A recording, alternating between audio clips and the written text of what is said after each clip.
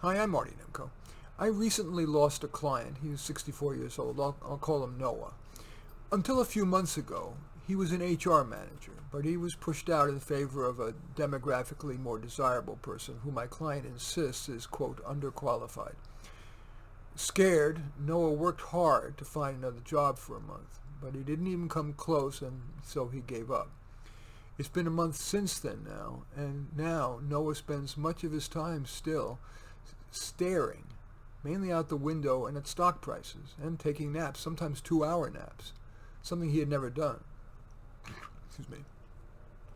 He says that despite being what he calls a lifetime striver, he now can't motivate himself to do much of anything. He barely musters the will to eat, to empty the sink, to brush his teeth, even to get out of his chair.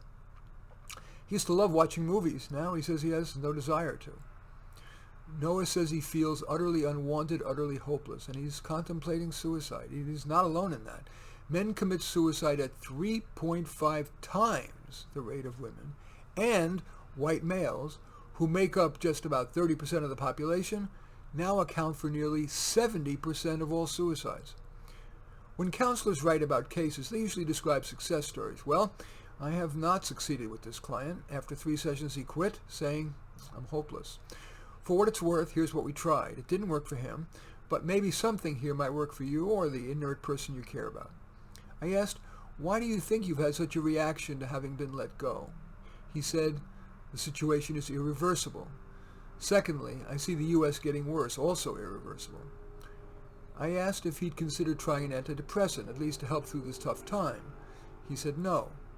I asked if he should get a physical exam. He said he did a few months ago, and other than a bad back, stock said that he's okay for his age. I asked whether, since he stares at stock prices, whether he wants to be more involved in managing his money. He said no. I asked if he wants to talk with friends or relatives. No. I asked if he felt like doing something creative, art, music, write, whatever. No. I asked if he wanted to read. He said the most he cares to do is listen to music.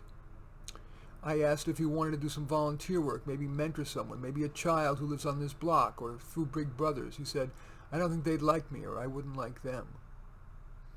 I asked if he thought journaling might help. He said maybe, but the next session when I asked if he journaled, he said he made one entry, but he's decided that journaling's not going to be much of help, not of much help. When Noah quit working with me, aware of his potential for suicide, I said that while it may be difficult to imagine now, something will likely happen to improve his situation.